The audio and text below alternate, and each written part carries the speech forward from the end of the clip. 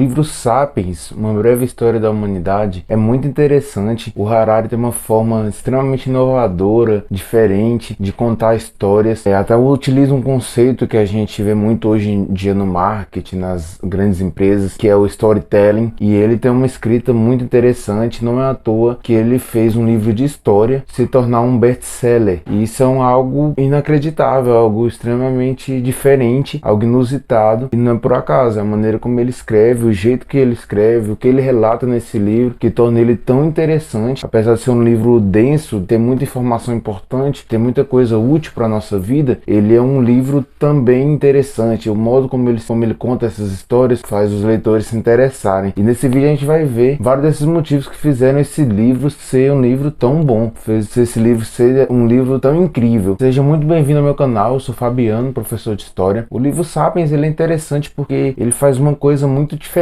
que a gente vê dos livros de história, que é contextualizar, é trazer para nossa realidade. Muitas das vezes a gente, em sala de aula mesmo, a gente percebe isso, da própria faculdade ainda tem esse erro de ficar o passado pelo passado. E o Harari ele tem uma forma de escrever que ele está sempre relacionando esse passado no presente, fazendo alegoria, fazendo comparações, o que faz a gente mais próximo dessa leitura, né? Que a gente consegue ver o que está sendo dito ali tem relação total com a nossa vivência. E não é algo que aconteceu não sei quantos mil anos atrás e não interfere em nada na minha vida. Que eu vou saber disso? Mas não, o Harari ele escreve de uma forma muito emblemática, de uma forma muito contextualizada, que faz a gente entender que ele está falando também na nossa época, e esse passado que ele está resgatando, ele está reconstruindo, tem total relação com também a nossa vida, a nossa vivência, a nossa realidade. Ele foca em narrativas amplas e tendências de longo prazo, né? Ele vê esse evento e projeta ele mais a longo prazo. Ele tem uma visão também de imaginar o futuro, né? Faz a gente pensar em inteligência artificial, os robôs, como isso vai modificar o mundo. Então essa forma dele descrever é atrelado também às disciplinas que ele trabalha junto com história, antropologia, biologia. Ele usa muito a biologia para explicar aspectos históricos também, a sociologia, e tudo atrelado a essa contextualização que é única dele. Além dessa forma de escrita e dessa inter-relação com outras disciplinas, tem algo também muito interessante que o Harari usa, que ele cria conceitos para explicar coisas, e esses conceitos que ele cria é muito interessante também, e faz essa história, esse modo de contar a história, essa contextualização ainda mais interessante, porque tem essa visão ampla da sociedade. Depende da época que a gente está analisando, esse conceito ele faz sentido. Eles são conceitos que continuam presentes de alguma forma. Esses conceitos estão atrelados a algumas revoluções que o Harari fala. Ele cita principalmente 3, e todas elas têm um aspecto interessante. A primeira revolução é a revolução cognitiva, que está descrita no livro, que surgiu aproximadamente há 70 mil anos atrás. E isso tem a ver com o nosso modo de linguagem, o nosso modo de criar símbolos, criar coisas. Nossa linguagem eu consigo, por meio da minha experiência, e aprendi isso também com outros antepassados meus, eu consigo projetar, falar. E esse poder da nossa fala, da nossa comunicação, ajuda a gente a evitar possíveis problemas, que outros animais não têm essa comunicação tão reformulada, tão sistematizada, tão organizada. Então, sei lá, se o ser humano aprendeu a caçar de um certo modo, de um certo jeito, ou onde ele sabe onde está um animal e como fugir desse animal, isso ajuda ele a explicar para outros seres humanos e a gente crescer como comunidade, ou aprender a criar uma lança. Um já sabe, um já teve que tirar isso do zero, os outros vão aprender o que essa pessoa já sabe. E isso é muito interessante, porque por meio disso a gente consegue propagar nossas experiências, inclusive em livros, em vídeos, e a outra pessoa aprende com a gente sem ter passado exatamente pela mesma experiência. Então imagina, se a gente a cada geração tivesse que inventar roda, tivesse que inventar escrita. Não, a gente aprende com os outros, e essa habilidade de aprender com os outros é muito interessante.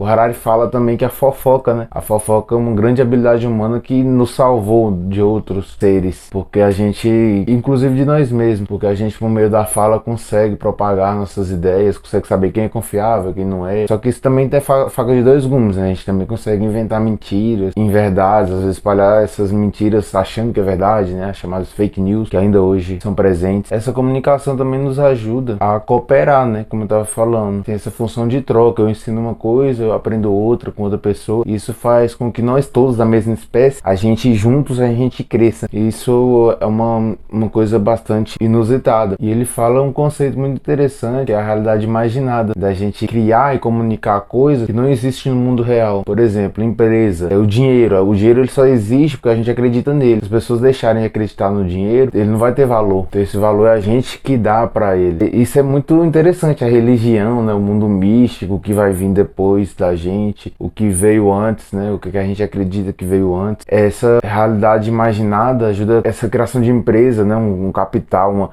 Essa empresa ela não existe como algo físico, objetivo, como o livro que eu tô tocando aqui, como o microfone que eu tô usando, que eu posso pegar, tocar, é palpável, tem matéria. E essa realidade imaginada ajudou a gente a construir uma série de coisas complexas. A gente cria ficção e transforma essa ficção em realidade. E essa realidade ela é compartilhada, intersubjetiva, né? No sentido de que a gente espalha para os nossos pares e eles também acreditam, porque a gente acredita, e a gente cria essas verdades, conceitos como liberdade. O que é liberdade? No sentido real, não existe liberdade. Direitos humanos, existe uma lei que a gente cria, a gente estipula essa lei, e essas leis, quando surgiram, né, as primeiras leis que surgiram, estava atrelada à religião, ao místico, e depois a gente categorizou isso de outra forma. O país Brasil, isso é uma invenção nossa. País Espanha, Argentina, é uma invenção que a gente acredita ser parte, né, a gente acredita ser parte de uma cultura, de um povo, e isso é construído, é criada essa ficção e ela é transformada em realidade. É um conceito que eu achei muito revolucionário, um conceito bastante transformador na forma como se imagina a história, como se pensa a história, e ele